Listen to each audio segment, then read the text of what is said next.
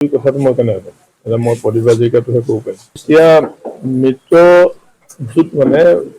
মিত্ৰজোঁট যেতিয়া বহুতকেইটা দল লগ লাগি পেলাই মানে কাম কৰে, কাম কৰোঁতে এইবিলাকৰ মাজত কৰ্মীবিলাকৰ মাজত অলপ তেনেকুৱা ডিফাৰেঞ্চটো থাকিব।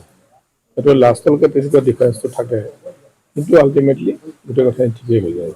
তাৰ কাৰণে ধন্যবাদ জনাইছোঁ মই মাৰ্ঘেৰিটাক, চিফ মিনিষ্টাৰক আৰু আমাৰ দলৰ সভাপতি নাই মোক এতিয়া যিটো দিছে মই আমাৰ দলে যিটো দিছে মই সেইটোৱে জানিম।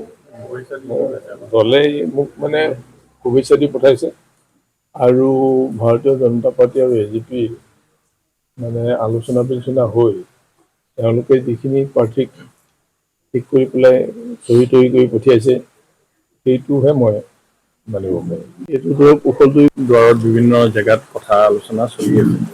সেইবিলাক একো তেনেকুৱা থিৰাং হোৱা নাই।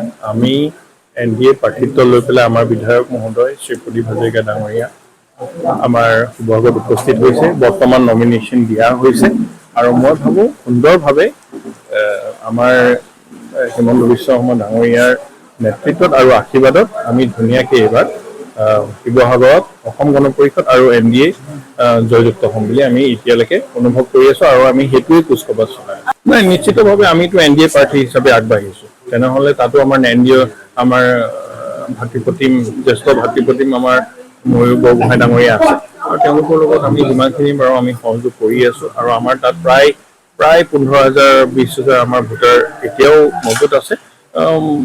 আমাৰ প্ৰদীপ হাজৰিকা ডাঙৰীয়াৰ কথা মতে তেওঁলোকে নিশ্চিতভাৱে NDA চৰকাৰৰ লগত থাকিব। দুৱাৰত বিভিন্ন জেগাত